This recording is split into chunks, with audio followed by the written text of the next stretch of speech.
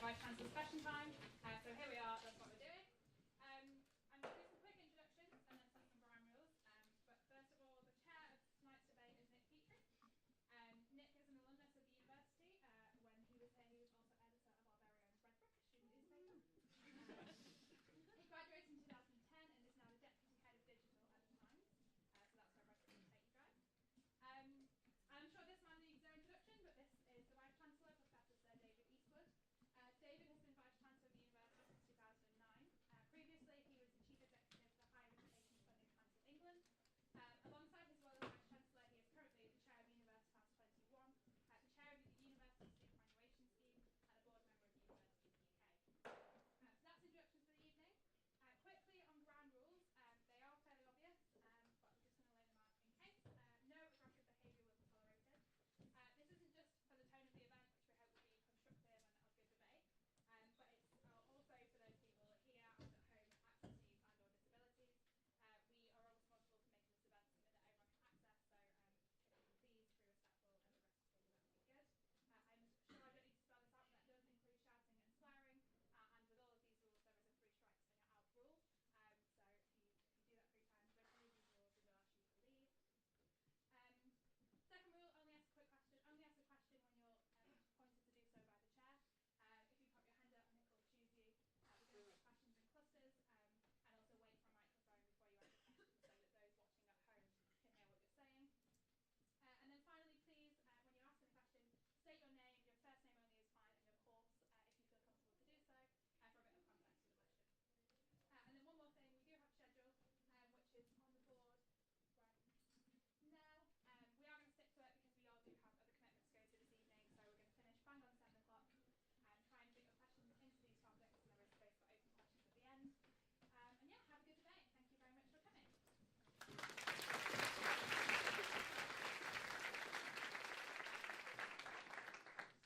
Good evening, everyone, and welcome. So thanks, Ellie, very much for inviting me back. It's been almost 8 years since I graduated, so it's nice to come back and visit the city. see the university.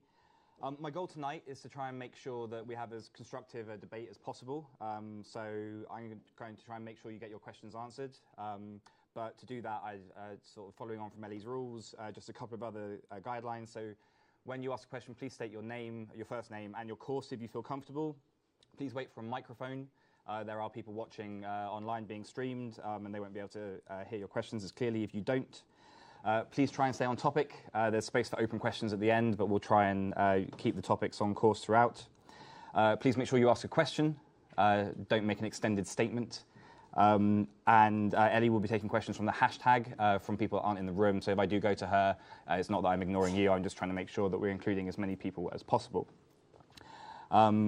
And I think with that, we will get started. So the first topic, the student experience. I'll take the first 2 or 3 questions.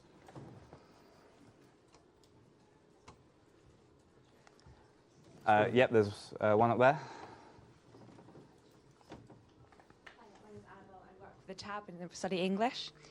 With a number of multi-million-pound library that only contains 2,000 study spaces, with a number of students at 28,000, how do you think that this is adequate for the number of study spaces in this multi-million-pound library? Thank you. Any others? Yep, there's one down here. So do you want to keep your hand up so the person with the mic can see? Hiya. Why does the Vice-Chancellor think that accepting more applicants when students are clearly saying that they don't want more students at the university, primarily because lectures are already too big, few study spaces, and of course the issues with mental health services? So what's his incentive for the increase in students? Okay, shall we start with those two, David? Yeah, fine, thanks. And then thanks for the invitation, and Nick, welcome back to this great university. And it's probably worth saying that, as some of you know, I meet regularly with groups of students to talk around a range of issues. And one of the things that I do from that is there's somebody there who takes a note of the meeting. So quite often there are things which arise which we can take action on quite quickly. So if there are things this evening where it's possible to move on them quickly, then we'll do that. Question of the library, question of study spaces, question of spaces for lectures and for teaching. When you're trying to think about the university, the campus, and investment in the campus, you're often thinking a long way ahead. So if you take the library, if you take the sports centre, if you take the student hub, if you take Chamberlain, all of those were decisions taken back in 2010, 2011. It took a bit of time to execute them for slightly complex reasons which have to do with the lease that the university has. But that was quite deliberate, that we focused pretty well all of the investment in that capital programme on enhancing the facilities for students. So at the time, and these things were quite controversial at the time we said we'd replace the old library with a new library. And there was quite a lot of opposition to that. And quite a lot of that opposition was, well, why would we want a library at all? You know, the future was digital. The future was people studying in their own spaces. The future of delivery of texts was electronic. So why a library? And I and some others took a very strong stand to say, libraries are really important to universities, and actually, if we build a great library, students will want to use it. And off the back of that, we built the largest new library in any university in the country. At the same time, we're thinking about the sports centre. As you know, the Munro was coming to the end of its life. And again, we committed to building the largest sports centre in any UK university.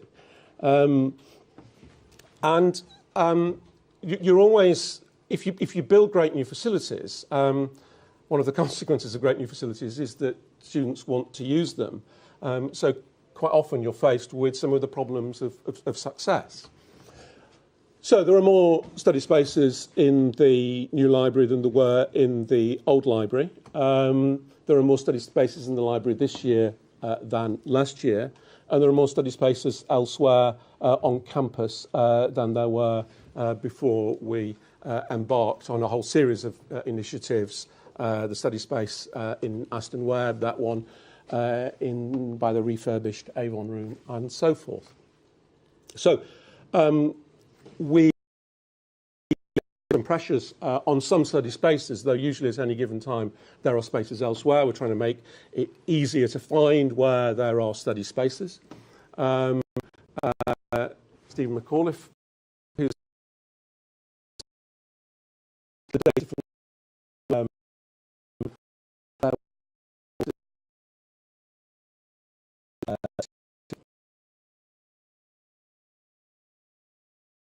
used and the best use of the space that we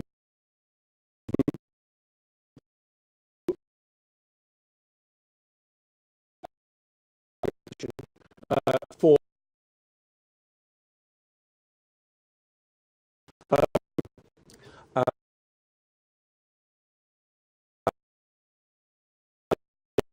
the library,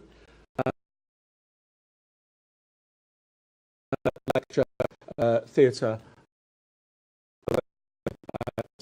spaces 30.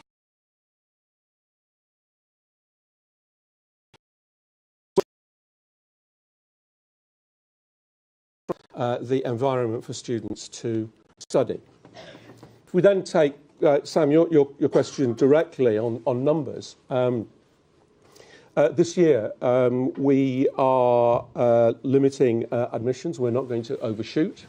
In the past couple of years, partly because of the popularity of the university, partly because of the way in which the UCAS system works, we have overshot our targets. This year we've put in place measures which will mean that we don't overshoot the target. So I think that should mean that the transition into the academic year 18-19 is smooth. And if you couple that with the investment that we are making in the enhanced environment for students, then I think what you will see is a better balance between student numbers and resources at Birmingham than there is at most universities. Sam also asked about the pressure on mental health services. Yeah, and that's really important. We've over the last 6 years, we have very substantially increased the investment in and support for students who present with mental health issues. This year, as you probably know, we've brought on stream 8 new welfare tutors across each of the colleges. And I think that one of the things that has meant is that we are identifying and enabling students to self-identify who have mental health issues that they want to work through. What Stephen and the team put in place this academic year was a way of trying to triage those particular students, the students who presented, so that they could move most quickly to appropriate support, appropriate counselling and appropriate interventions. And because of the demand this year, we've put in place extra support in year. So it's and if you look at, and I think it was the tab that put this out in terms of our investment in support in mental health support for those students who present, I think was second in the league table of universities. Now that's not about being complacent, but it is about saying, we are addressing and we will continue to address the needs of all of our students, including those who have present with mental health. Okay, thank you. Challenges. So one follow-up from me before I go back to the floor. So obviously the long-term planning investment, for the future. And you said that you're planning on making sure that you don't overshoot on student numbers for the next academic year. But for students that are trying to find the study spaces that they feel they need to sort of get the best out of their lectures and their time, how do you bridge the gap between when the new investment comes to fruition and the state of play at the moment? So we'll continue to review the way in which we can bring on study spaces swiftly, and the work colleagues in the library did to create more than 100 new study spaces for this year against the numbers last year. And what we're trying to do is to provide a variety of resources. Eventually, we hope it will be an app which will enable students very swiftly to identify where there are spaces to other spaces. So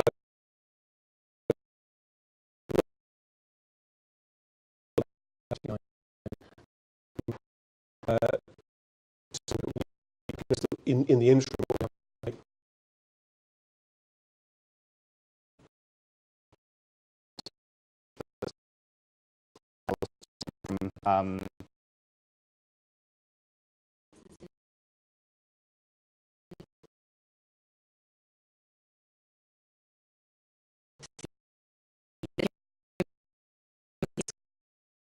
And as a direct result of that, I've had a lot of with them in terms of they're obviously overstaffed. There's obviously and how do you respond to that, and in which way does the university hope to tackle that issue?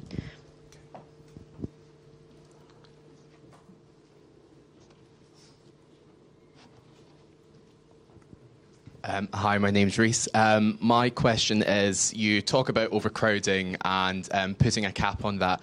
In what ways are you tackling overcrowding? In particular, there's a few of my friends who are on the MSc Hydrology, a course which is being cut. Quite a few natural science masters are being cut, only due to the fact of underfunding, which means that the university hasn't been referenced or cited in work which has caused those sort of courses to fall in the rankings. Is it just going to be courses which are deemed as a tarnish on the university, or is it actually going to be having a wide access of courses, but just limiting the numbers of those who are actually able to obtain places? And then.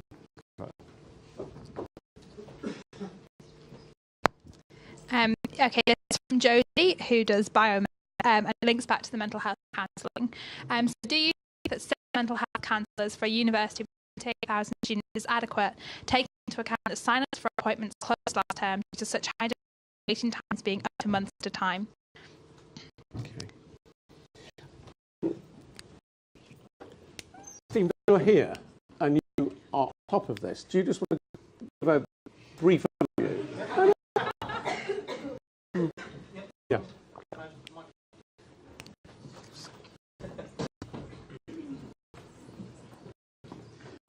Yeah, I know there's been a lot of debates around counselling at the university. The university writes there's has been a waiting list, and there is in all universities in the country. Part of the challenge the universities are facing is the gradual erosion of the NHS in this area. So waiting time, if you go to your GP and ask to see a counsellor, look at a 6-month waiting time period. That's pretty standard. And then you'll get something called cognitive behavioural therapy, which is pretty valuable in certain circumstances, but not in others. It's very much a one-size-fits-all approach with the NHS. When it comes to the university, we have a waiting list. What happens at Christmas every year, and this happens at every university, but I think this year there was a misunderstanding in how it works. And just to be clear, the counselling relationship is a therapeutic one that lasts for a series of weeks. What that means is, as the term starts to finish, we don't start a new counselling relationship knowing that we're going to stop for 3-4 weeks during the Christmas vacation as students go home. So instead, what we do is we operate what's called a triage. So the automatic online registration sign-up stops and is replaced with a drop-in, which people can come in on any day and see someone who can work out with them what's the best way to access a counsellor. And now, is it a counsellor through the home? Is it some virtual support? What can we do to help someone during that period when they're going back home so they can be better supported and we can address their mental health? Now, absolutely accept that the messaging we handled, and my team and myself, university, we got that messaging wrong. So a lot of students didn't hear that actually was happening. And it happens every year. So people thought, hang on, is counselling being shut down, stopping? No, not at all. What actually happens is we put in triage functionality. People could come in and see someone, and that person would then work through what is it we need to do. Exactly the same as if you were to go to A&E, you'll triage nurse first of all, and then they'll work out what is the best way to support you. So in that same parallel, that's an approach that's used, particularly where we reach a point where the capacity and the time for the term finishes isn't enough. What made it difficult this year is we also had a substantial increase in demand. And that's happening across the sector. It's happening across all universities. We're spotting this challenge. Because people want to talk about mental health more, and so we're pleased with that and want to work with them about it. And as I say, partly because of the challenges with the NHS. When we identified the way this was going to a level which we wouldn't want, so a month time, pretty standard in the sector, we risk assess immediately. So if someone has a particular need, then they'll be seen faster than that. If someone has a less important need in terms of their personally, they might have other strategies, they may wait 4 or 5 weeks in order to see someone. So urgent cases are seen immediately.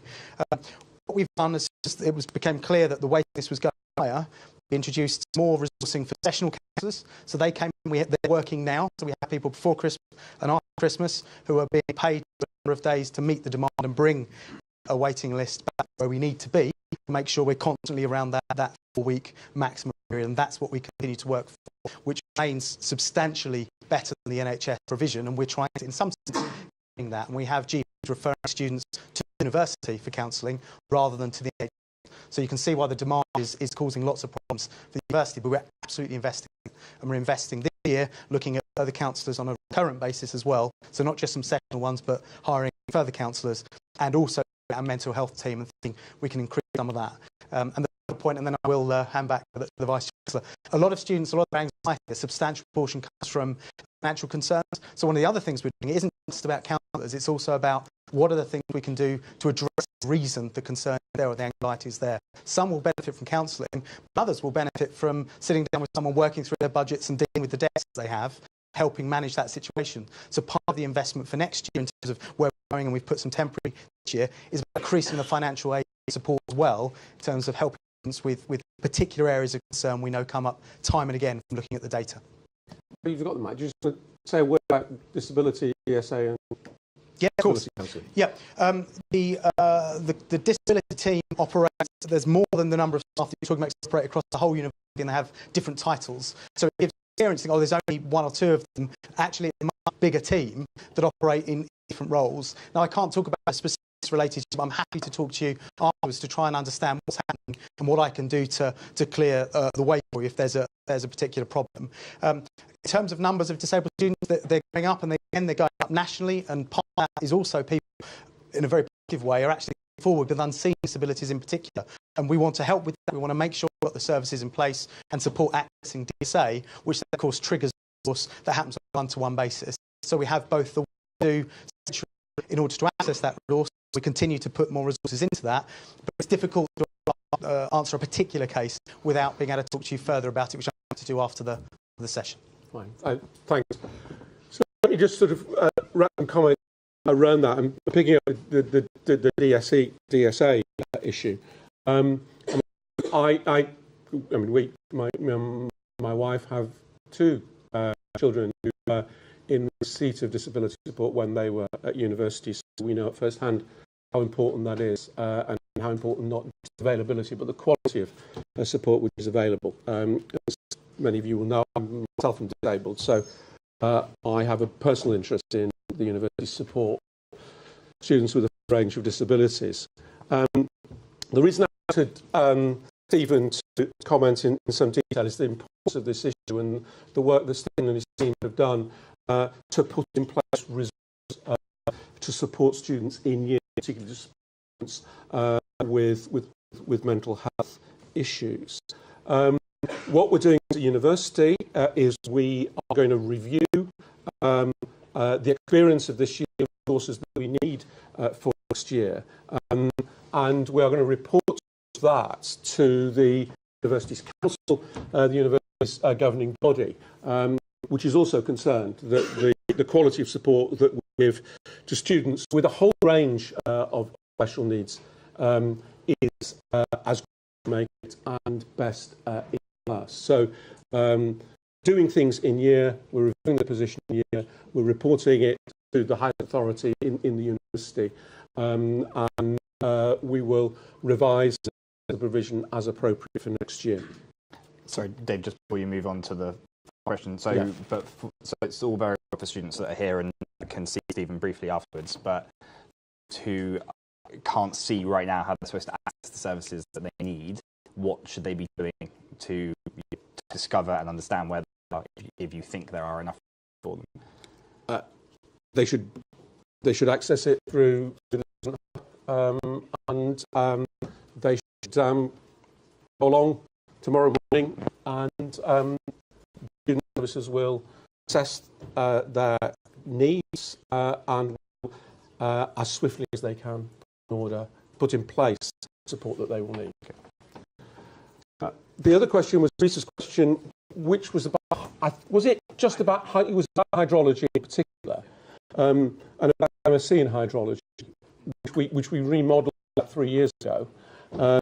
And we remodelled it because the demands of the industry for that MSc had shifted. And what was interesting about the remodelling of that, the conversation that we had with the industry, who said, yes, it was actually they valued. As I said, we remodelled the delivery of it, and we have sustained it. And it's an interesting example of this university maintaining a programme where most other universities actually had closed their MScs in hydrology, which is one of the reasons actually why the industry valued our programme. We are, just to take the question a little bit generally, Nick, I mean, we are one of the largest universities in terms of our postgraduate taught provision. So we have a big array.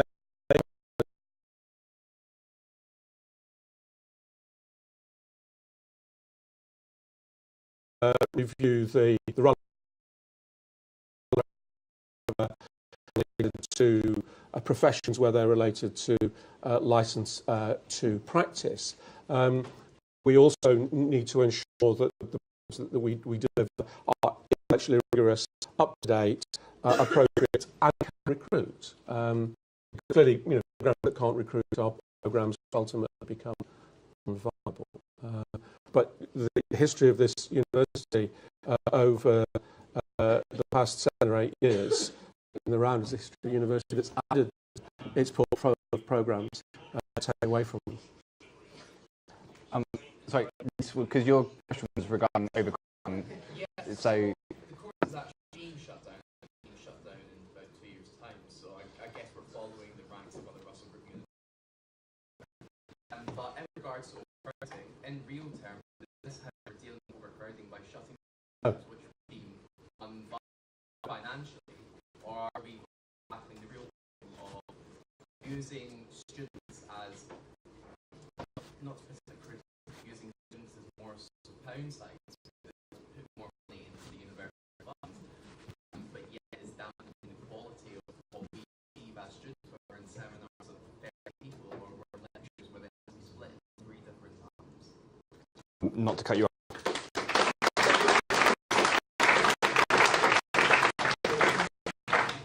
Cut you off at the knees, on to the next topic, so you can try and keep this answer concise. Okay.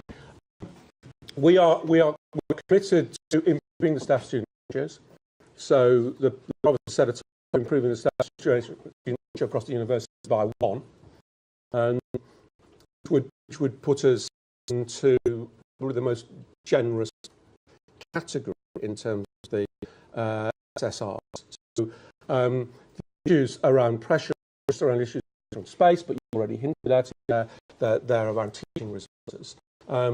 So what we are doing is to reinvest the resources that we have, not just in enhanced infrastructure, but in an enhanced faculty, so that over time those sorts of issues will be addressed. Okay, so now moving on, sorry, schedule, but to campus growth and development. Yeah, thank you. So first questions. So we'll take one again from Lisa and then the one just back there. So this question from Ryan.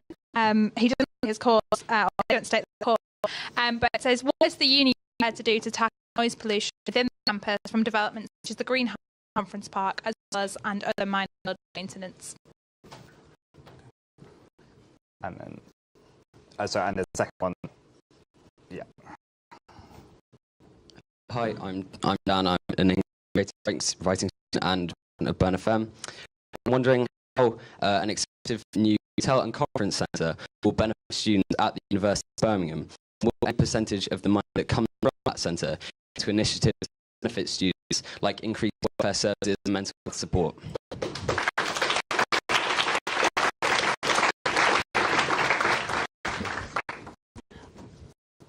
Do you want to get two?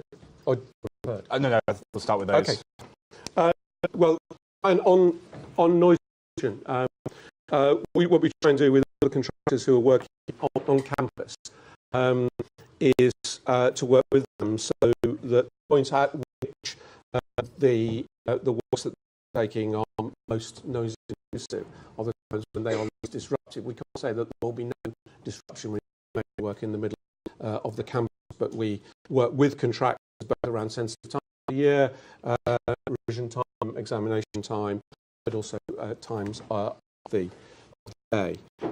So if there are particular issues and if there are particular projects on campus which are especially disrupting or especially disruptive, then through the appropriate guild offices, it's what we should do is explore this with estates to see how they can be further managed. If we take the conference hotel, the hotel is a resource for the university, particularly for the research base of the university. One of the things that this university has been able to do is to attract major international academic conferences, or we've had to put them up in hotels in the city.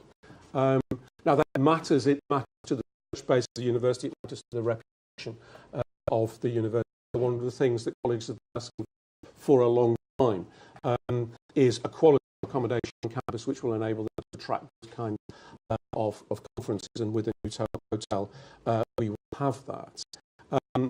The hotel it will be built and run so that it is at no cost to the other services of the university, so it's not funded through tuition income or any other income stream.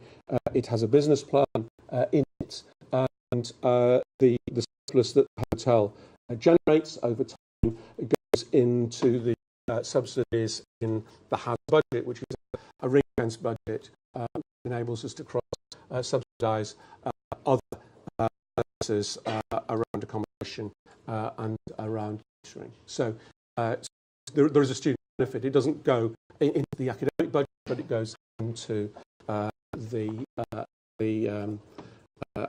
communication budget. Okay, any more questions? There's one here. I might miss anyone. And then there's one right back. I'm a psychology student. Considering there's only one lecture theatre on campus currently that can fit all 300 psychology undergraduates in a year into at one time, what was the rationale for using prime central campus space for the Green Heart project? Okay. And is there one over here? No. Good evening. I'm Federico Ciuoli, a PMSA secretary. Talking about building and development of campus, I would like to address the problem of accommodation and for postgraduate and master students. Actually, we are 50% of the almost 50% of the population on campus, and the accommodation allocated to us, especially to us, are much less than the undergraduate one. And actually, I think the teachers and Jarrett are the students' accommodation, and a part of that is the SPINE is the one, I think the best and most comfortable accommodation for graduate, for postgraduate. What do you think about it? Thank you. Okay, thanks very much. To Lucy's question about the Green Heart. When we built the library, it was a condition of the planning that we had to demolish the old library, the planning condition. So what we did was we thought through the way the university was originally conceived, which did have a version of the Green Heart. And we want to go back to a modern take on that, which is what we will have. So we'll have at the central campus a great space for a whole series of activities, a great space for students to do a range of things in outdoor theatre, installation art, prom concerts, all series of things which will happen. And the Guild has got some exciting plans for what the Guild plan to do in the Green Heart. But your point actually about large lecture theatres and lecture spaces, one of the interesting things about reimagining the campus in that way is we could open up a series of development spaces, including development spaces where we are going to put the new teaching block. So actually, doing the Green Heart, we've got more space to the campus than less, because it creates a new legibility in the campus. So if you say, are we space constrained? No, we're not space constrained. We won't be space constrained on the campus until 2030 at the very earliest. We've got the space to build. We've got the plans to build. It will obviously take some time to build those things out. But it was programmes like psychology, like law, which led us to conclude that we did need another large lecture theatre. And again, that was quite controversial to say, why are you building a 500 lecture theatre in a digital age where isn't lecture over? Well, actually, we are saying we think that the lecture has a really important part. So one part, a really important part in the way in which we deliver our academic programmes. So the Green Heart actually works with rather than works against our ability to create large teaching spaces. On the question about accommodation for postgraduates, I'm really sympathetic to that. I think we need, in all sorts of ways, to continue to develop the provision that we have for postgraduates. We are developing and we're going to agree a new accommodation strategy, which will run from now to 2024. We'll do at the end of this term. The university currently owns, in numbers, 5,200 student rooms. And we intend over that period to increase that to 8,300. And one of the consequences of that will be that we will be able to enhance the offer that we make to graduate students, and I think you're quite right to ask for that. Okay, 2 or 3 more questions. Let's go over here and take another one from Twitter as well. Hi, I'm Dave. I want to know how possibly the university can justify charging first-year students who have never rented before rent fees that are almost triple the amount of rent free in Selly Oak. Thank you. And then, yeah. Hi, my name's Angus. I'm third year doing ancient history in the College of Arts and Law representative. What came up in meetings recently was talking about upgrades that go throughout the campus. So while we have all these new immensely impressive buildings going around, one thing that students seem to feel a little dissatisfied on is worries about upgrades to current existing services. So say like the arts building has that don't necessarily work, projectors that don't work, heating issues, etc. Some, especially in arts, feel that there's a bit of a disproportionate focus on, say, the services, pay fees, but seem to get lost in terms of product back from the university. So what are your views on upgrading our current existing services, such as the arts building, which are slowly getting out of date? Thank you.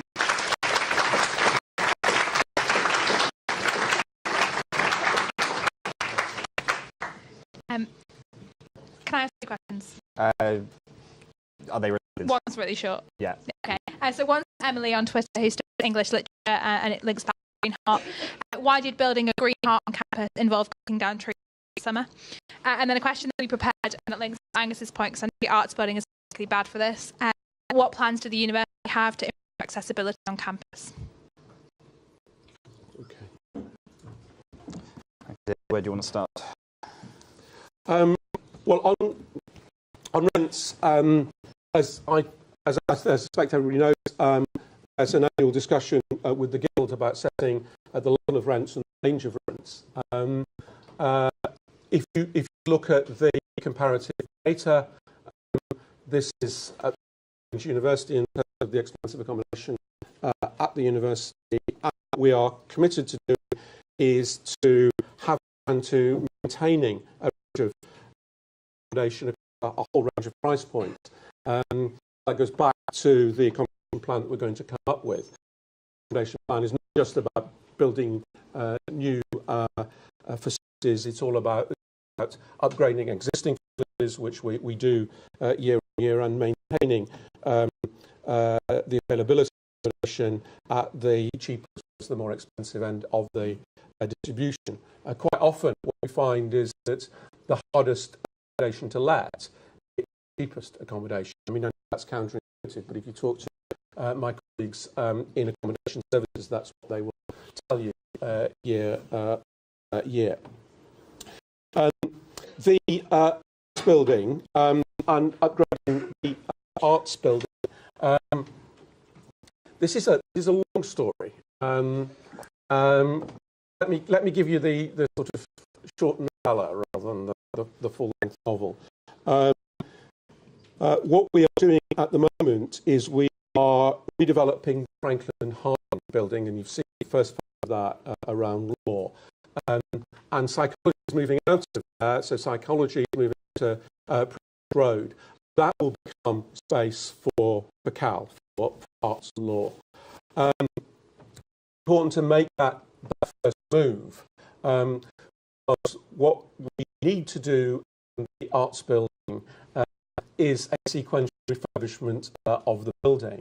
But in order to do that, in order to take some of the building out of commission to do that, we need some more space for the College of Arts and Law. That's what we're doing on. Because it's very easy to get sort of drawn into talking about glitzy new buildings, and we need them, and they are important. But what about the routine? Well, actually, we've got a programme of refurbishing all of the major teaching spaces of the university, and that will be complete by the end of next academic year. In terms of bringing 150 rooms that are currently in local use into a centralised. Yes, sir. So I won't bore you with the local versus central, but what we recognised that there were teaching facilities which were not at the standard that they should be, and so we put a rolling programme in to address that.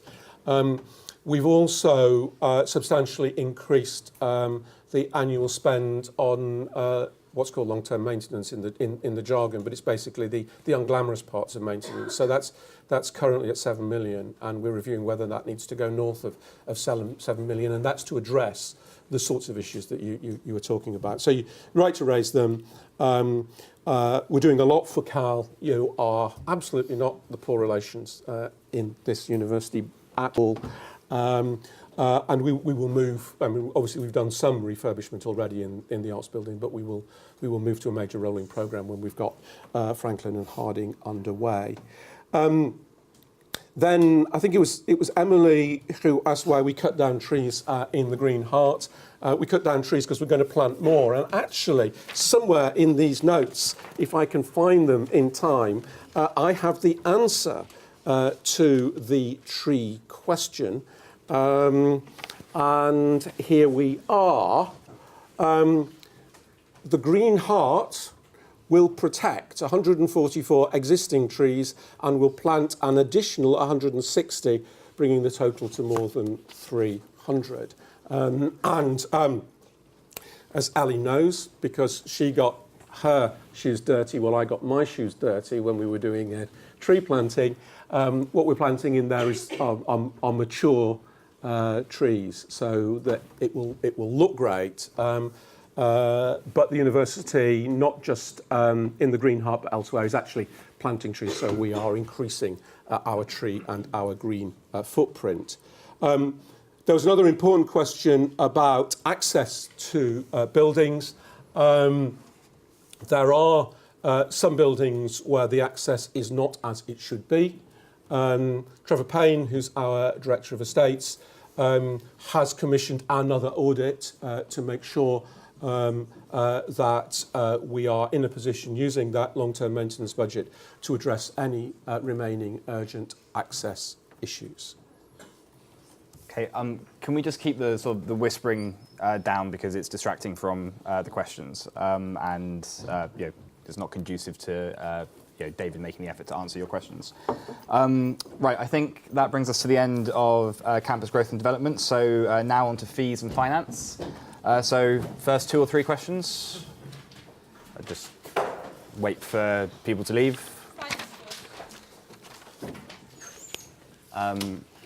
Okay, so I'll take these 3 and then we'll come to you after. Okay. Hi, my name's Ree. I'm a 4th year political science student. So in an article titled "Be Careful What You Wish For," yourself, along with the Vice-Chancellor of Nottingham, David Greenway, suggest there is no credible alternative to increasing tuition fees. How do you feel then that last month in The Guardian, the National Audit Office says that students are being failed by universities in England? Amyas Morris, the head of the National Audit Office, has said that if universities were banks, they would be investigated for mis-selling. Do you think then it is time to reconsider increasing tuition fees, considering you are one of the senior experts that were part of the Brown Review, the consultation into the increase of tuition fees back in 2010? Furthermore, do you think... Oh. I do appreciate this is an incredibly controversial issue, but can we keep to questions? Otherwise, you're going to lose David before everyone's got their chance to answer their question. Yeah, I've just got an extra point. I was just going to say, furthermore, do you think that the revenues accumulated from these tuition fees would be better placed in funding vital mental health services?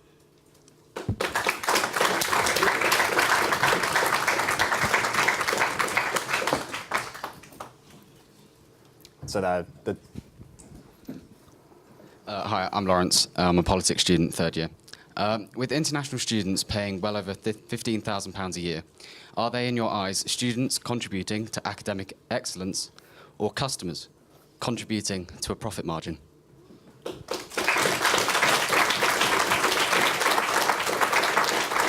And then there was one more, yep.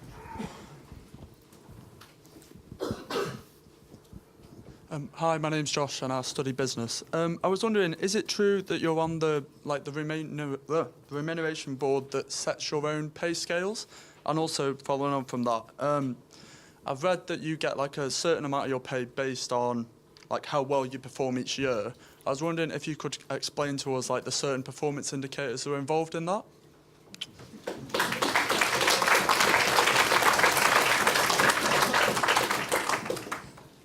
Okay, should we take them in the order they were received? Yeah, fine. So on the current funding system, it's absolutely true, as a member of the Brown Review. If you read the Brown Review, what the Brown Review recommended was something that was very different from what we currently have. So the system that we currently have is not the system that the Brown Review recommended, nor was it the system that I was recommending, and I think it's important for me to say that. The dilemma around higher education funding, and this is an international issue, it's not just a UK or English issue, it's who pays. So who should pay for the costs of higher education? You can say it should be paid, all of it should be paid by the general taxpayer. If all of it's paid by the general taxpayer and the majority of the population don't go to university, then there is, of course, a net transfer from those who have not benefited from higher education to those who do benefit from higher education.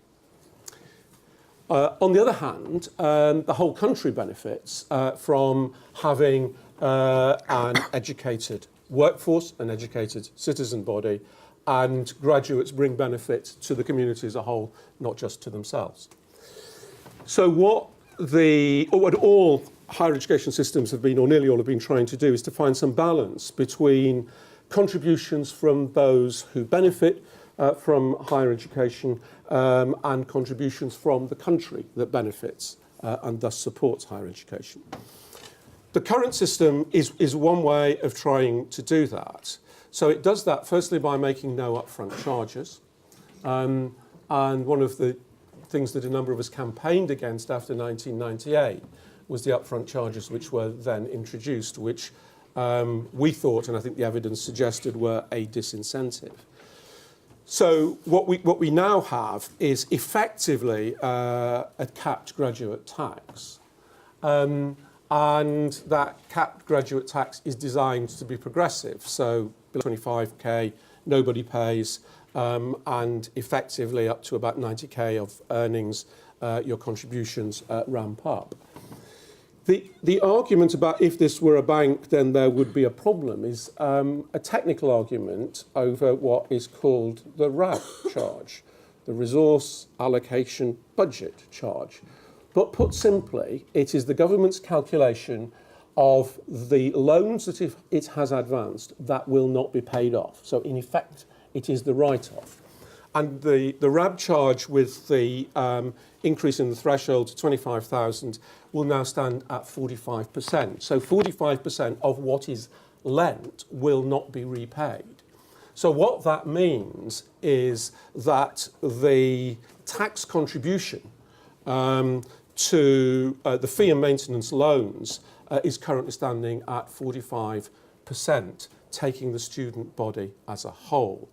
So that was part of the system design. Part of the system design was that for a whole series of reasons, because of the jobs graduates go into, because of career breaks, because of caring responsibilities, it was always assumed that a significant portion of the fees which were the loans which were advanced against fees would not be repaid. So that's the system that we currently have. The government is about to review that system. It's going to be an internal review in government. It's not going to be independent. And the best intelligence that we've got is that that review will report by the summer. It's worth, I think, noting in this context that what universities do annually is they make a return on the way in which they have spent their income against a variety of activities. So if you look at the part of this return, it's called a track return, which relates to home undergraduate students, and we've just sent this off to the Funding Council. What it tells you is that we spend 100% of the tuition income that we get and the income that we get from the Funding Council to support student learning on students.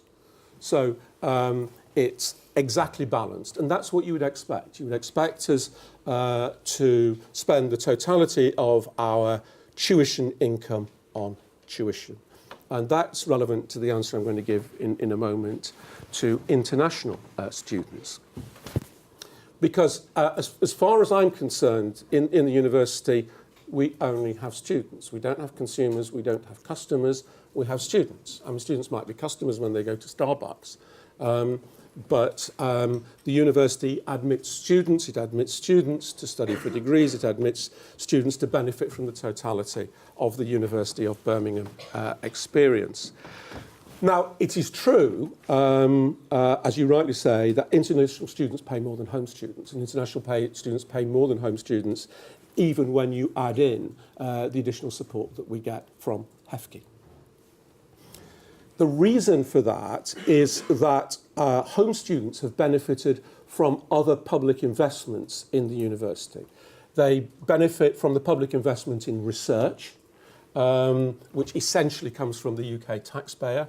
And in a research-intensive university where you've got research-led teaching, that's a benefit to all of our students. And I think it's wholly appropriate that international students make a contribution towards the cost of that research from which they are benefiting.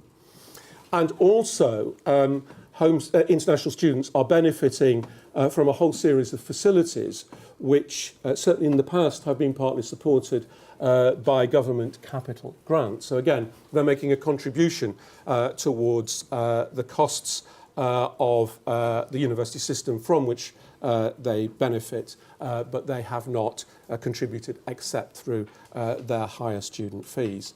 So you would expect international student fees to be higher than home student fees because there are things that home students benefit from which are covered by other income streams that the university has, which is not true of international students. Can I just say that I think it's really important that in terms of the student experience at Birmingham, we think about Birmingham students. We're a global university, we're an international university. It's a huge asset for the UK students here at this university to be studying alongside students from different countries, from different cultures. So what international students do and what they bring to the university is a globalisation of the experience of our students, which I think is hugely beneficial to home students as well as to international students. As far as my own remuneration is concerned, my own remuneration is set by the Remuneration Committee of the University, which is made up by lay members of the Council, and I play no part in determining my own remuneration. It is true that I am a member of the Remuneration Committee of the University, and that is because the statutes of the University require me to be a member of the Remuneration Committee. It's appropriate the Remuneration Committee hears from me and hears my recommendations about remuneration policy across the university. It's obviously not appropriate and would not be appropriate for me to play any part in my own remuneration. So what we're actually now going to do, just to clarify the position, because it's always been the case that I play no part in it, we're actually going to change the statutes of the university so it makes it clear, the statutes make it clear that I am no longer a member of the Remuneration Committee. In terms of the way in which the performance-related component of my remuneration is made up, I am given objectives by the chair of the governing body of the university, the chair of council, at the start of the year. I report against those objectives halfway through the year and at the end of the year. And the chair of council, who is not the chair of the remuneration committee, makes a report to the remuneration committee on my performance. And if you look at the university's financial statements, you will see in there the kind of issues, or at least some of the issues, which the chair of council set as my objectives, and I reported against. So we've actually put them there, out there in the public domain. Okay. About 5 more minutes on this topic, so 2 or 3 more questions. One is already there on the end, and then just make sure we've got people to answer. Then one here and one here. Sorry. Hi, my name is Piang Fun from the Journalism Program, MSc. Sometimes students do run into financial problems throughout the year. But what do you think if you have a financial problem and it takes a long time, as a month, to actually wait for a decision to get the hardship fund application going through, and it's so hard to access these information or even just to find how to file these, paperwork? Like, if you were to be in my position where you have to file these and wait for so long, and you're already saying that students are being supported financially to help them, be okay and not be anxious about things. But when the process is so long, how do you think you can change that? Thank you. Okay, and then, so it's one down here and then one over here. Hi, Rose Bennett, Postgraduate Officer at the Guild. So last year we saw an increase in PGT fees quite substantially, and I just wondered how was that being reinvested in the PGT experience? Thank you. And then, you got, yep. Okay, thank you. I don't know if you can hear me. My name's James. I wanted to ask a question about linking to staff to remuneration and also issues of conflict of interest as well at the university. I think it also sort of leads into the next topic. We've touched on some of the remuneration there and the scandal of VC pay nationally. Obviously, you've got one of I think the highest Vice-Chancellor pay in the country at the moment, or just about. There's a £50,000 incentive scheme and then another £80,000 incentive scheme. On top of that, £90,000 for the chair of the USS, all these additional roles. It was interesting at the start when you were introduced, you didn't mention your directorship of Into University Partnerships, which is a private international student recruitment company that operates in direct competition with this university. It works with partners in the United Kingdom and in the United States. And that company paid its directors £942,000 last year. You were one of 7 directors. The highest earning director in that company earned £207,000. Sorry, can I just... I appreciate it's an important topic, but can you get to a question? Well, I think it needs to be premised on the facts here, because the latest embarrassing headline for the university is going to come this weekend when the Sunday Times reports an exclusive on this directorship into, as I imagine you're well aware, because there was the hurriedly updated register of interests on the university's intranet this week that changed the description of that from director to non-executive director. So that was very interesting, because we did a little bit of research, and it's simply not credible that that is a non-executive position. It's clearly highlighted in the accounts of that company and the articles of association of that company that you're an executive director.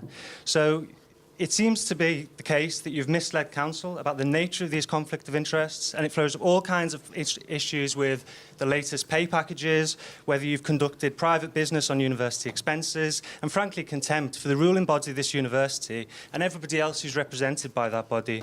So I'll just keep it simple, I guess. What a lot of us want to know is, when are you going to resign?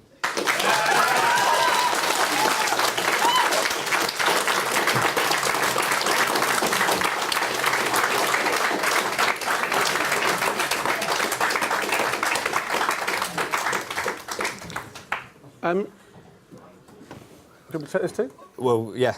Okay. Well, let me take Rose's point first. Rose asked about the increase in PGT. The increase in PGT fees was as a result of looking at fees at this university against fees at other universities. Our fees, particularly our home fees, but some of our international fees, were below those of our competitors, which did actually mean that some of those programmes were running at a loss. They were being cross-subsidised. So the answer to what's happened to the increased fees is those increased fees have gone into the experience of those postgraduate taught students. And what it's done is it brought those particular programmes back into balance. As far as the question about Into is concerned, my role in Into has been declared. It's always been known. It was a company that I helped establish when I was Vice-Chancellor of the University of East Anglia back in 2005. It's not a company that this university has a commercial relationship with. We have a commercial relationship with Wiley. We have a commercial relationship with Kaplan. So we have relationships with other similar organisations, but not with Into. I am a non-executive director on their board. There was no change in my position. I've always been a NED on that board. At no time have I engaged in any activities which are in any sense prejudicial to this university. On the contrary, the fact that I'm involved in Into means that I have an understanding of international student recruitment, the international student market, which I believe is of advantage to the University of Birmingham. So everything I do has been declared, everything I do has been approved, and everything I do has been on the declaration of interests. My whole career has been in the service of higher education. I've taken on a whole series of roles in higher education, most of them not remunerated. Some of them are remunerated. And I believe that I do that with integrity. I believe that I do that to the benefit of this university and to the benefit of the higher education sector. As you will know, because at least a part of this is now in the public domain, what I'm paid and how I'm remunerated is nothing to do with me, because I'm not a party to that. What I do with what I earn is a different issue, and I think it is now on record that I am a significant contributor to this university philanthropically. I'm a significant contributor to higher education philanthropically, and I'm a significant contributor to other education charities philanthropically.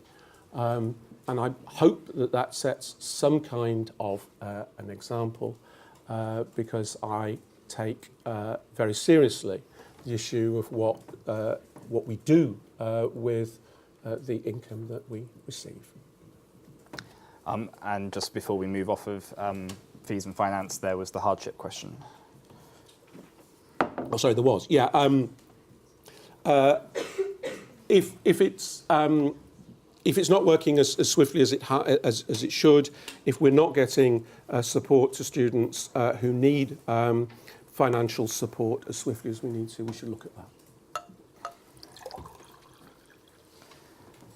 Okay. So moving on to our global university. Questions. So one here, one from Twitter. Okay, we'll take those two. So I was just wondering why Dubai, particularly as a lesbian woman, I have to question a lot of the laws that are still in operation in Dubai, and whether or not it's entirely honourable of us to say that we can promote a universal UOB campus experience in a country with laws that would really significantly impact a large population of the student body here. So I was really just wondering what went into choosing Dubai as a country and what will be done regarding safety of students.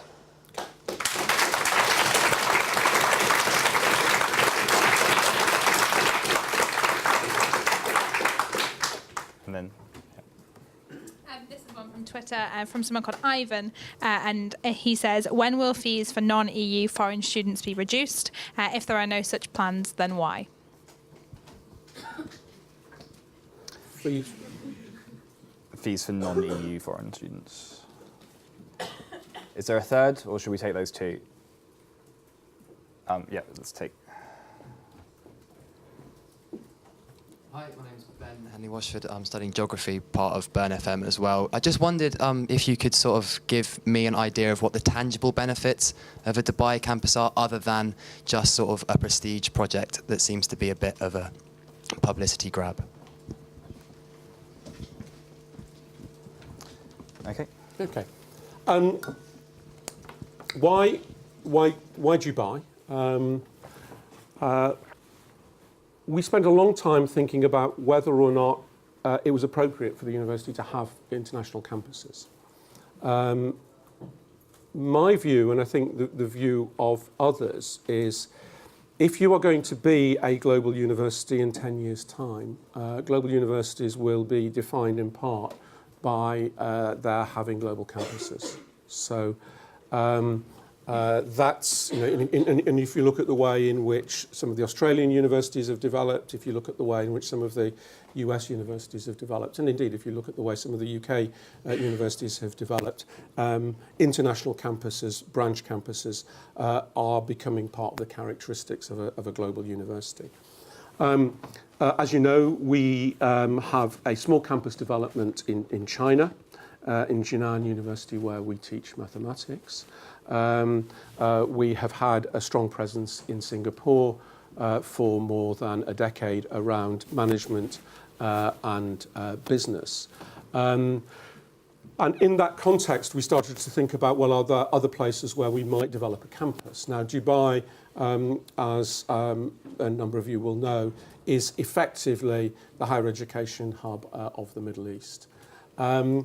It will enable us to recruit students from India, from parts of the Middle East, and from North Africa, some of whom we couldn't recruit to this campus. We've done the market research which confirms that. So the reason that we are establishing the Dubai campus is part of the vision of the university to be a global university. It will support and it will enable us further to improve staff-student ratios, not just in the Dubai campus, but here, so there will be net student benefits which flow from that campus. And what we are doing quite deliberately is we are taking a Birmingham curriculum and a Birmingham experience into Dubai. You're quite right to say that in a number of areas, Dubai and the culture in Dubai is not as liberal as that in the UK.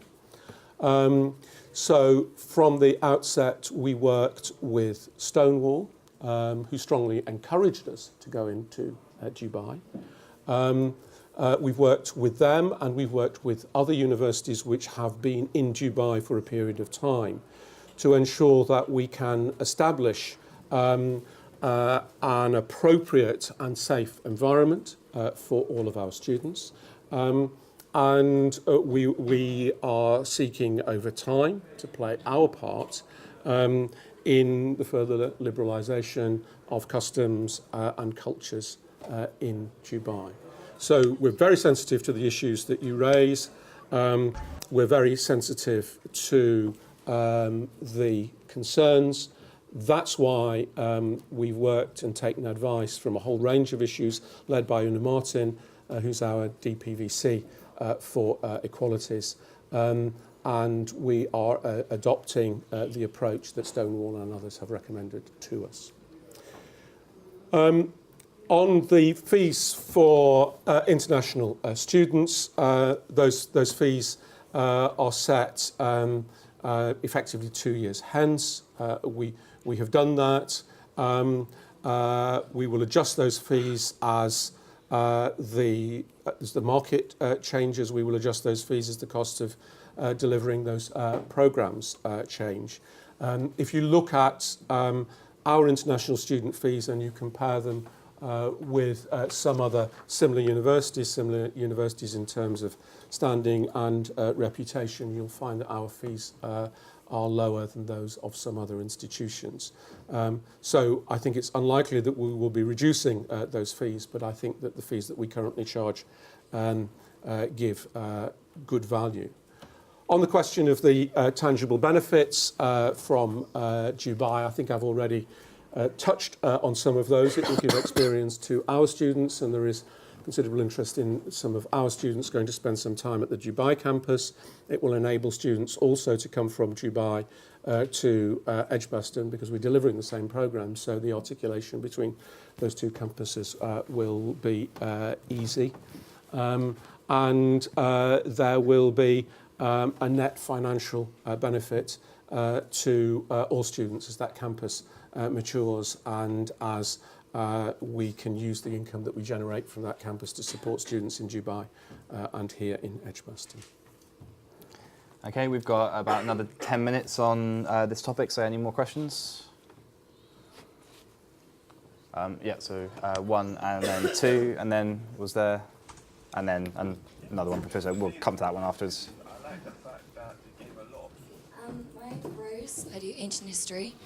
And when you say that you'll be working to make the Dubai campus a safe space for all of the students there, will you therefore be going against Dubai's laws, considering the fact that all homosexual acts are illegal there, according to their law, and kissing in public isn't allowed, there are restrictions on how women can dress?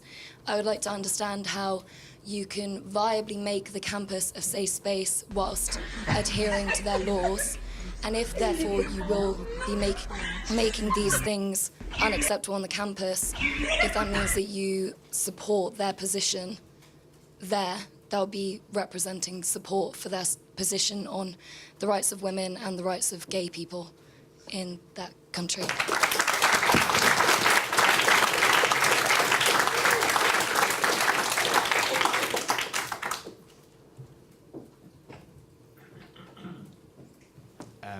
Reese, and I study political science, and I'm also the president of the Politics Society. A lot of universities don't really go for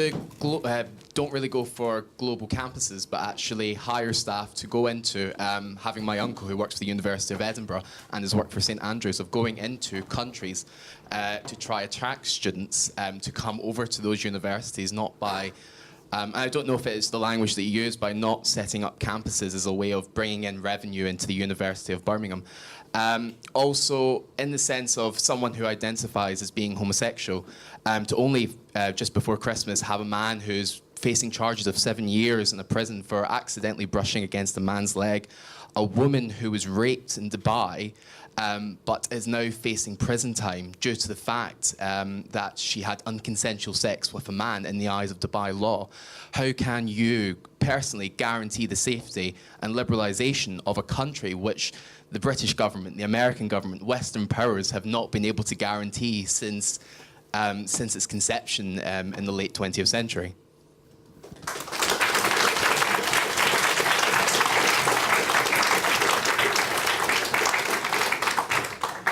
And then one from Twitter, and then we'll come to that one after. Thank you. It's Naj from Twitter again. A pre-decided question from the officer team.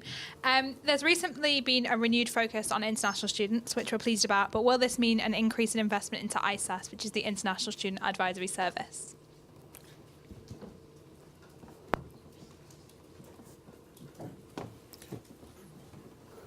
Okay.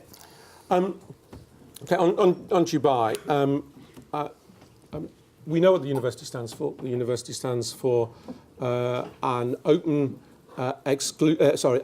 inclusive culture, which recognises and celebrates diversity. Of course, we are aware that the legal and cultural framework in Dubai is not the same as that in the UK. The experience of other universities which have operated in Dubai and indeed of expats who have lived and worked there is that with some protocols around public behaviours, it has been a safe and a comfortable space for those of all sexualities to live and study in. And so that is the environment that we intend to create. To Teresa's point, I'm not suggesting that we as a university can single-handedly transform the culture of another country. But what I do think is that it is through those processes of engagement, those processes of education, that you begin to make those cultural adjustments. And where the alternative is non-engagement, then it seems to me that the danger actually is you ossify those kinds of differences. So in appropriate ways, I think our being there represents an alternative model. It represents a challenge.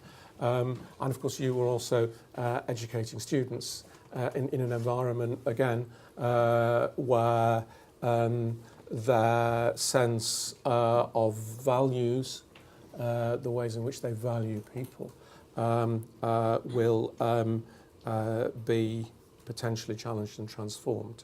So it's a strategy of engagement. It's a strategy that will take time, and I hope that we will make a contribution.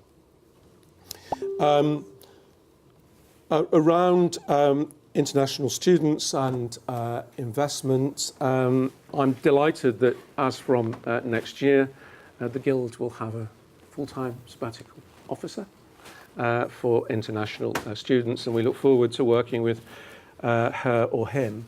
And I think certainly what I want to do, and I've already put the wheels in motion, is look in the round at what we offer to international students and the experience of international students, so that we can further enhance and underpin that. So one of the discussions that we will continue to have, for example, should we have an international students' commons?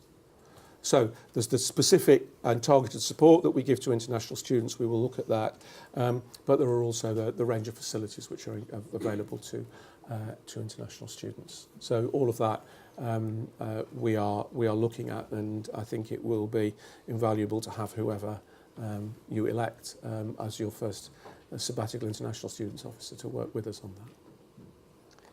Okay, so there's one there. Any more? So one here and one there as well. Hi, my name is Marco. I am an MSc in Public Management at Inlogov. Also, I am chairing the Postgraduate and Major Student Association. I think the question that was mentioned and stressed out here about Dubai is human rights. And this university started off as a civic university which acknowledges equality, which promotes education to everybody. And I have an ethical concern about this university going to Dubai. And I understand it's an emerging city, the fastest developing city. But if we are going to Dubai, then we are not a university, we are a business. I have an ethical concern about that. Do you?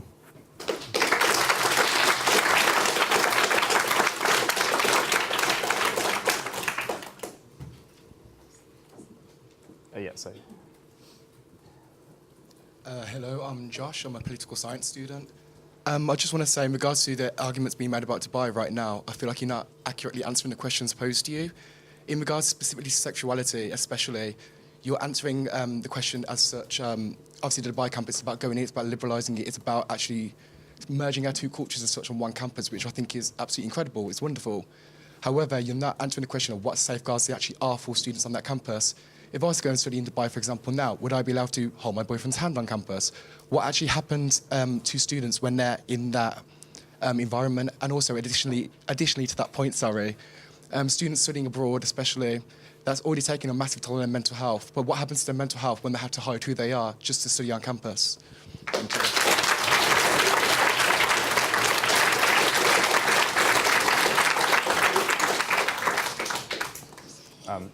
And there was one. Hi, I'm Mike. I'm a third-year psychologist. You say that going to Dubai will help challenge oppressive views, but if anything, just by the nature of the campus being there, aren't you just supporting the oppressive views in Dubai by creating income for that country?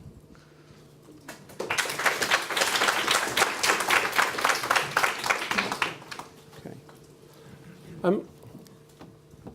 When this university was established in 1900, women did not have the vote. When this university was established in 1900, women could not graduate. They could not receive degrees. This was the first university to have a women's hall of residence. It was the first university to admit women on the same basis of men. It was the first university to graduate women on the same basis as men. And you might, if you're a good historian, you will know that in 1918, women were given the vote if they were over 30, and in 1928, women were given the vote on the same basis as men. One of the things universities have to do is they have to operate in the vanguard. They have to model things which are not yet of the culture. So I think we should bear that in mind, and we should understand that in those and in other ways, universities like this and the values that we have and the things that we stand for do over time change. They change political cultures, they change systems, they change perceptions of rights. Nobody should think that that's easy, nobody should think that that is easily won. But it is part of why universities are so important, profound and creative. The University of Birmingham, Dubai is not a business, it's a university. It is a campus of this university, and it will be run as a university campus. That is what we do. It will be run, of course, in a business-like way, because you'd expect us to run things efficiently, but it is not a business. And as I've said, on other occasions, the benefits, the financial benefits that flow through University of Birmingham, Dubai, will benefit our students in Dubai, and they will benefit our students in Edgbaston. On the question of how will we, in detail, advise, support and protect our students, as you may know, our colleague Ben Bailey, who's Director of Student Services here, a number of you will know, Ben has gone out to be Director of Operations in Dubai, and Professor Glyn Watson, who is currently interim head of social sciences here, is going to be provost of the campus there. And one of the things that they are doing is working through precisely those detailed issues, so that as we admit the first cohort of students in September, we will have in place the agreed processes, protocols, advice and support. So all of those issues are currently being worked through. We have the benefit of University of Wollongong, which has been in Dubai since 1994. Our colleagues at Heriot Watt, who have been in Dubai for over a decade. And we also have the experiences that we've had in working in other systems and other cultures, which don't have the same kind of legal and cultural frameworks that we do. So we'll bring all of those things together to ensure that we have very appropriate advice for and support for the students when we admit them in September. So I think, so there's the second question about sort of supporting rather than challenging, but I do feel like you're not giving them the detail that the students are after with regards to the actual practicalities.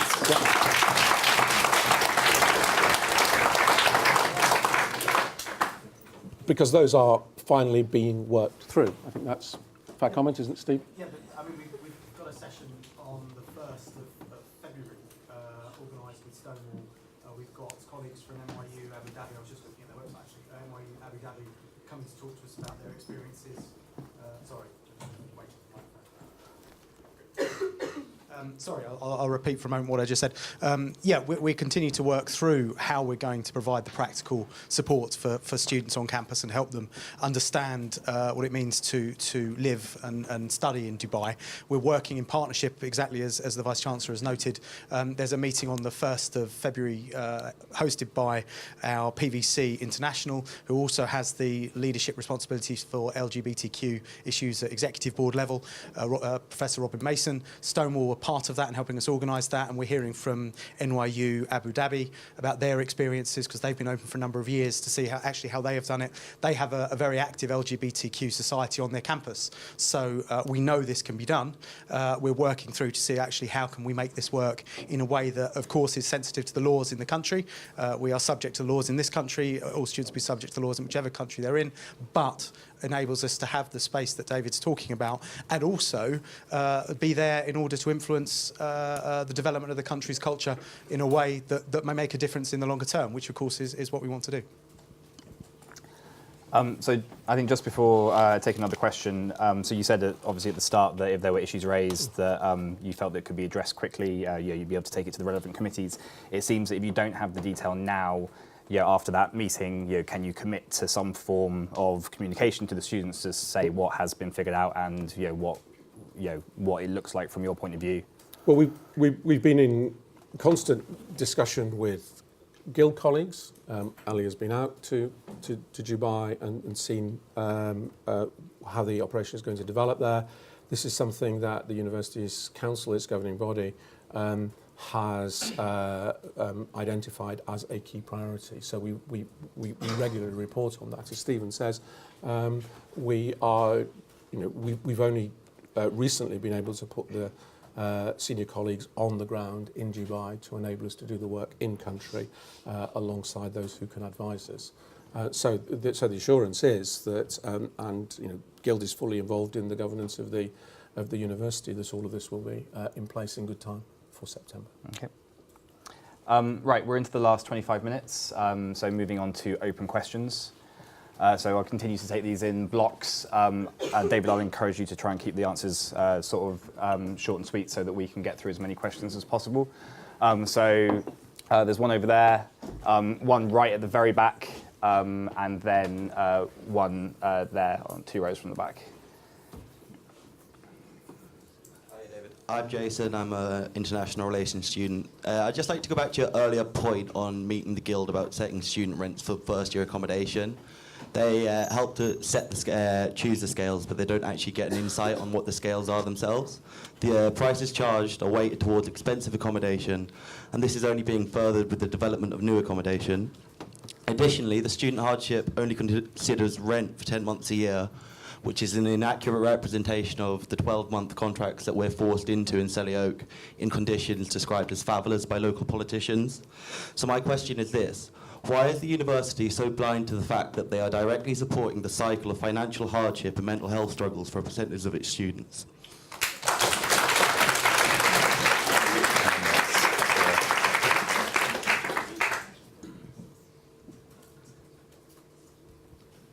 Hi, my name is Jessica. I'm a postgraduate student and I'm also on the committee of the Postgraduate Society. We've addressed mental health a lot this evening already, but as you know, we make up 50% of the student population here, and a lot of PhD students and postgraduate students suffer more from mental health issues than your average student. I want to know what the university plans to do about this specifically, like counselling services, that kind of thing. That's it. Yep. And then over here. Hi, my name's Nick. I'm a third-year English student.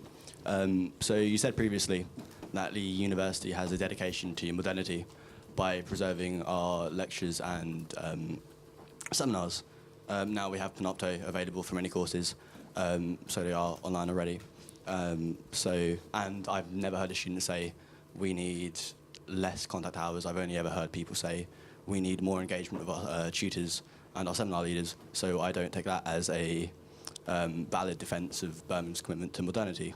Now, personally, I can pay upwards of £100 a year for course books on English because they are quite expensive and we have to get certain editions. And I'm wondering if you have any commitment, say, to making relevant course material online or allowing us to access it in the online sphere, because I feel that would be much more important than whatever you claim modernity is.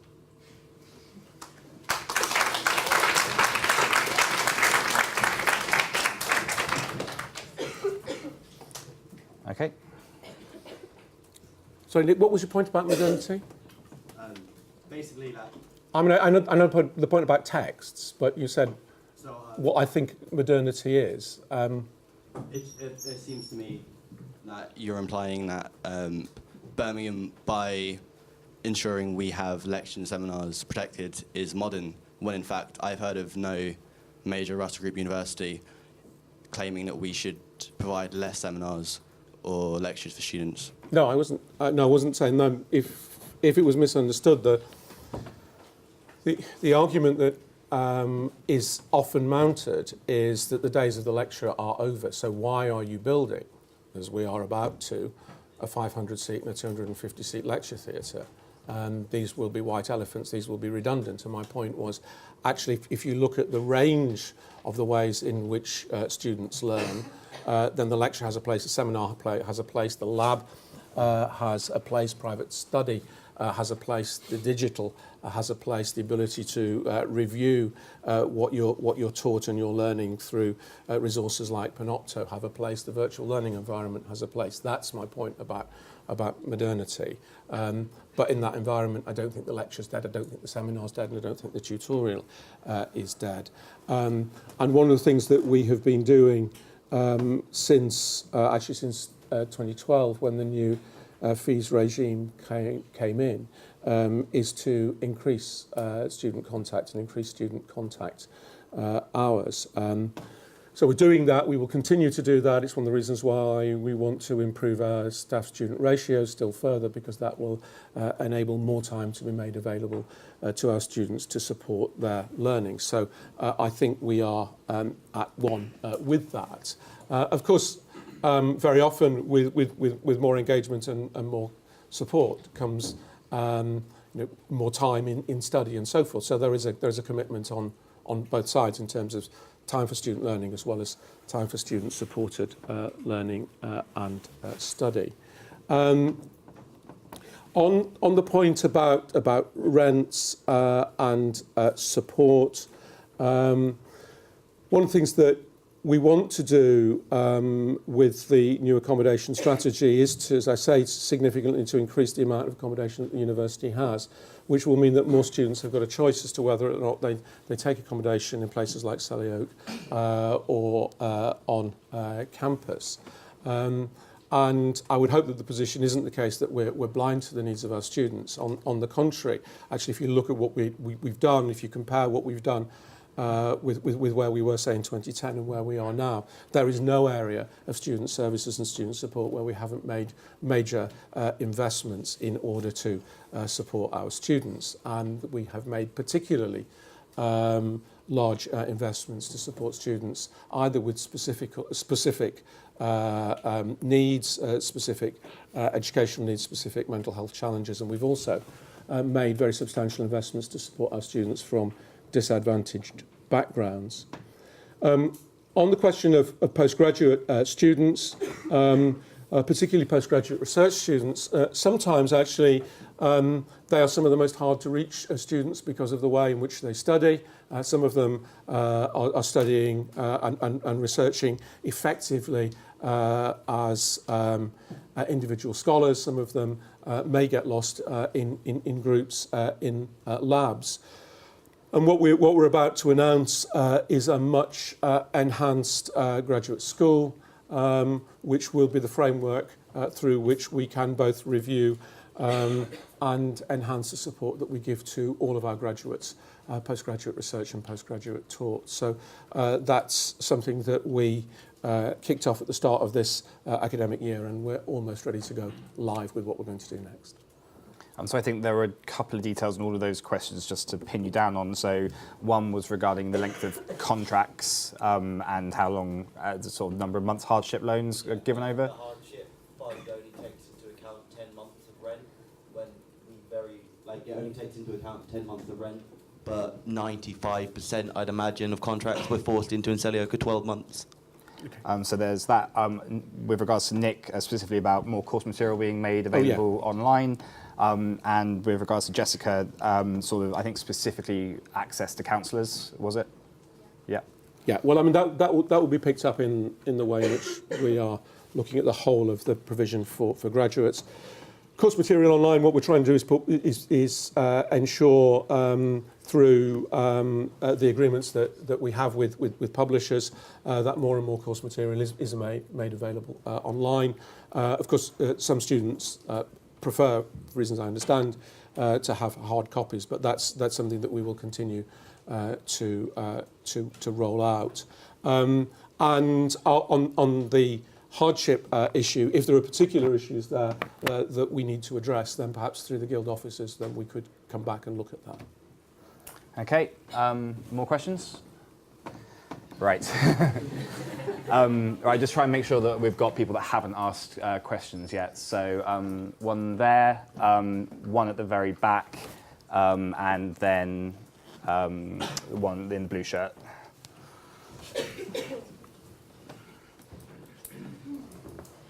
Hi, Lily, I study political economy. This is just coming back to the issue of the Dubai campus.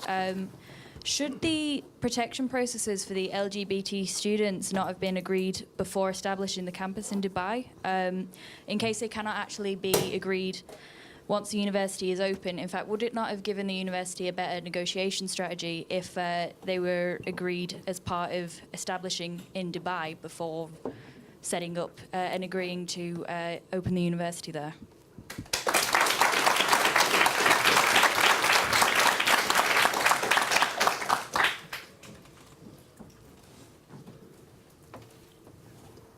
Hi, my name is Elena and I study political science.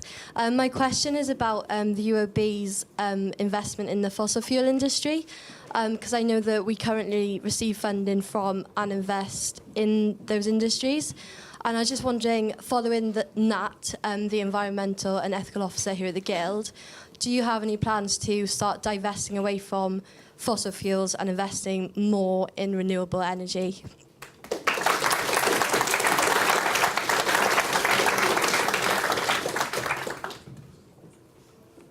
Hi, I'm Will, third year history and politics student and editor-in-chief of Red Brick. How is it fair that the chronically underfunded Guild of Students is still able to support the student life as we expect it?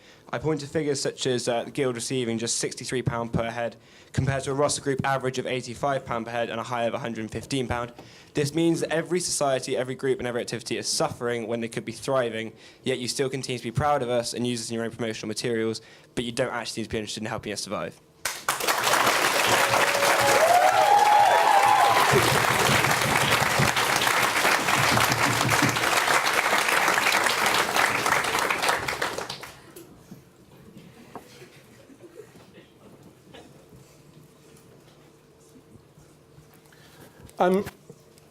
Well, to Lily's question, what we had to establish before the Dubai project was approved was that for a whole range of issues around academic freedom, about rights, about around the LGBT issue, that we would be able to run the campus in a way which was appropriate. That's why we worked with a range of organisations, including Stonewall, to get the assurances that we would be able to do that. What you've been asking are detailed questions, and as I've said, and as Stephen says, the particular detailed questions, so what it will look like on the ground, are finally now being worked through. But a lot of work had been done, assurance had been given through the university's senior equalities officers that we would be in a position to be able to deliver that. So that's the way we took the decision to approve the campus development, and it was one of the areas that most time was spent on. As far as fossil fuels and renewables are concerned, you may know that this university is at the forefront of developing new approaches to energy.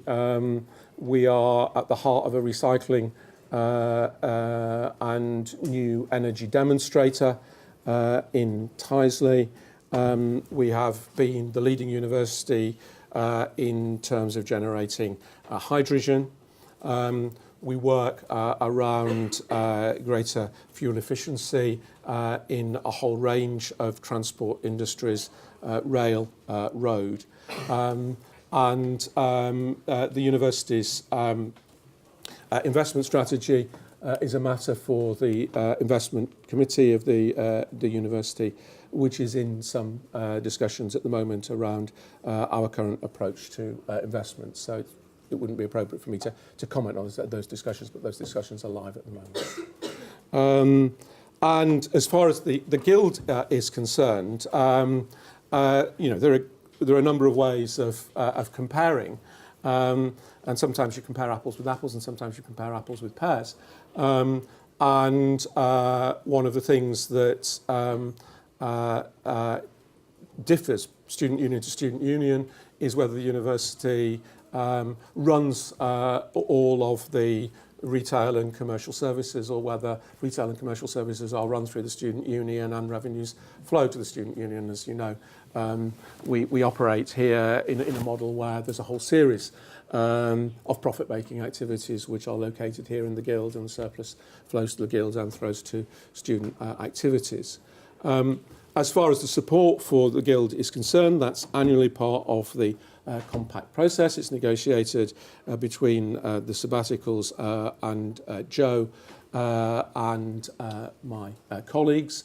The Guild puts up cases for enhanced investment. Those are considered by through that process and through the Strategy and Policy and Resources Committee, on which Ellie sits, and that's what determines the funding of the Guild.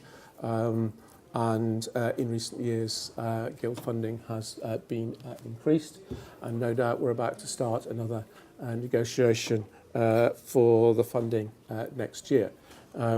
We are also committed to supporting, as we have in the past, capital developments around the Guild and the ambitions that the Guild has to modernise this building and services in this building.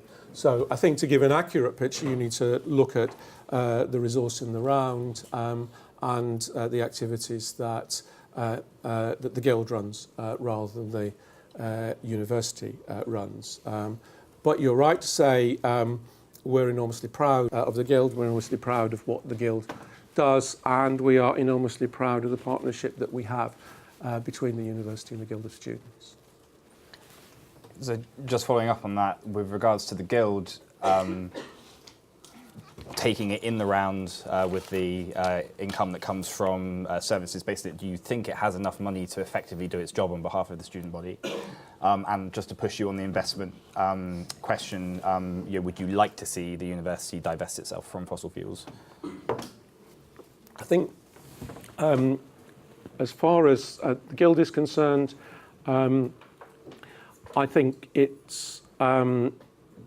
does a fine job with the resources it has. I think it's looked very carefully at the way in which it prioritises its resources. We took a decision back in 2012 when the new fees flowed through that the Guild would be a beneficiary alongside other student activities.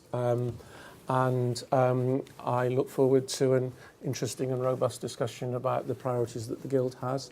If resources go to the Guild, of course, they don't go to some other area of the university. So ultimately, it is a zero-sum game. But if you look at the facilities that the Guild has, if you look at the activities it can support, and you compare it to student unions in some other universities, then actually what we have here stands out as being a remarkable service to students and something close to best in class.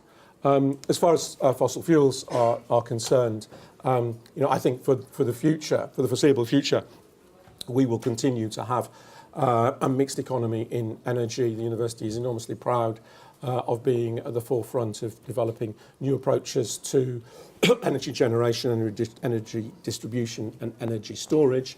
But if you look at, for example, most of our transport systems, we are going to continue to need to be more efficient and more effective in the way in which we use fossil fuels as well as renewables. So it's important that investment continues, because if we don't, then what we'll end up with is inefficiency in the way in which we use fossil fuels. Okay, I think we'll take two more questions. Before we do that, as an ex-student and a very active member of the Guild, I would encourage you to give them as much money as possible.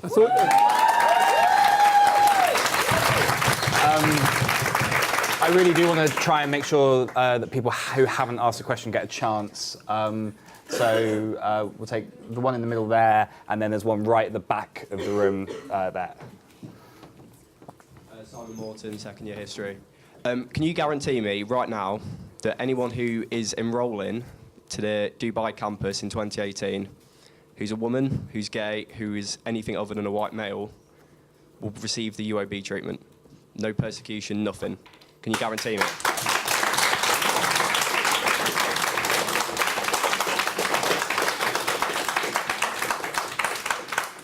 And then. Hi, I'm Rosanna and I'm a second year student studying Spanish and English language. It is not an unknown fact that student rent in Selly can be extortionate, with 12-month contracts and huge deposits. Not only this, but there are continuous student complaints about an unclean and unsafe Selly Oak. We've talked about often this evening about student welfare, but it seems that in some cases this ends when we step outside university walls. How is the university working with housing estate agencies and the council to ensure that students aren't, in my opinion, being exploited, and how do you plan to ensure students are safe in Selly Oak?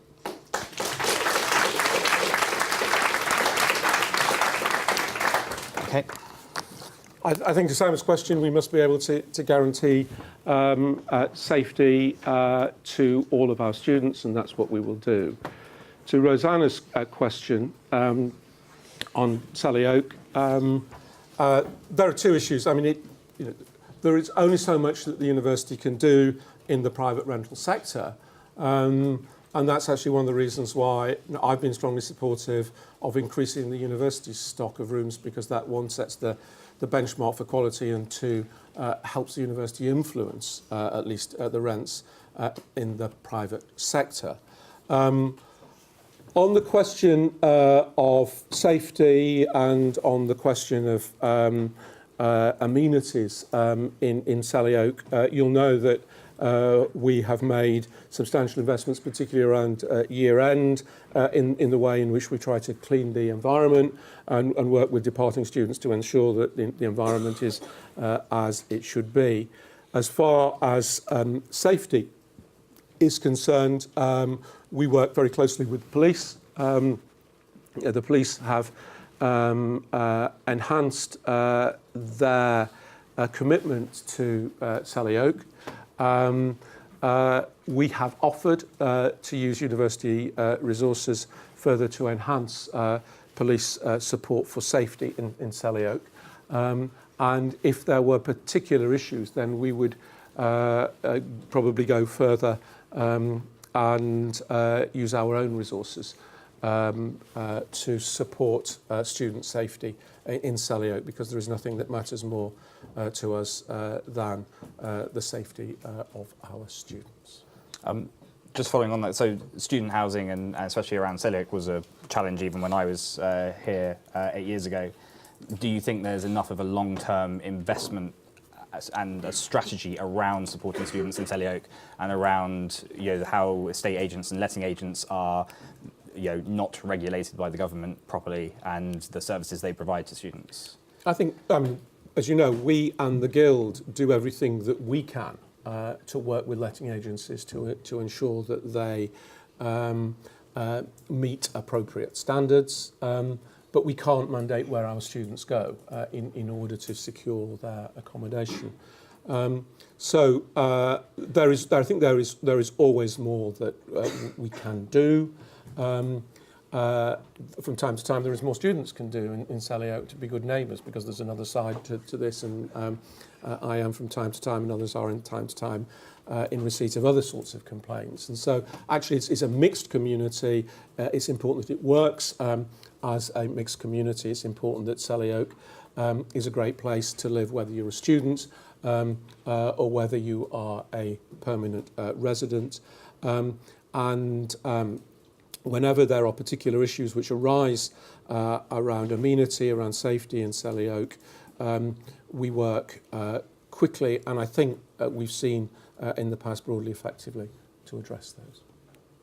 Okay, so I make that 1 minute to 7 in the interest of being on time as promised. I'm going to wrap it up there. Thank you, David, to coming and answering the students' questions. From my point of view, it's absolutely fantastic to see such an engaged group of students who've taken the time to come on a Thursday evening and ask their Vice-Chancellor questions and challenge him on the investment that's going into the university and your student experience. So I'd like to encourage you to continue to do that, because if you don't, no one else will bother. And have a fantastic Thursday evening. Thank you.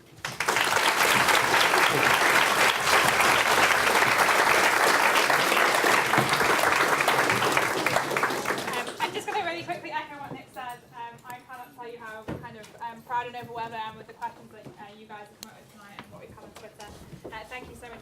Oh, sorry. Overwhelmed with questions on Twitter. They were brilliant. You were all brilliant. That's broke, but the students are brilliant. And just please get a round of applause for Nick, who I think has been an excellent chair.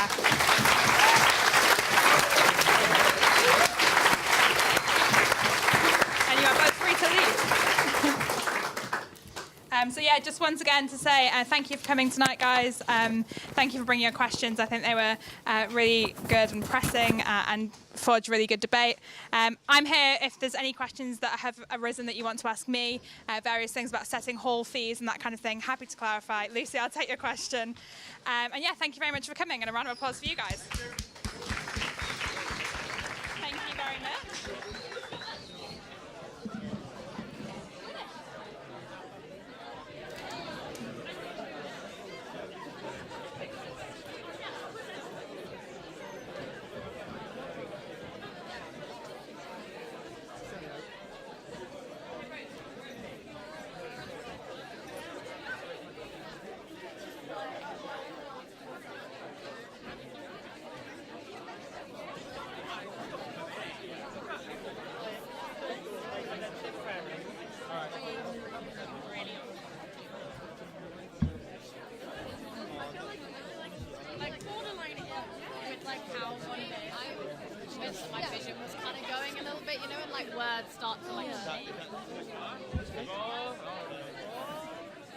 Now 班冇得當 friend 啊嘛。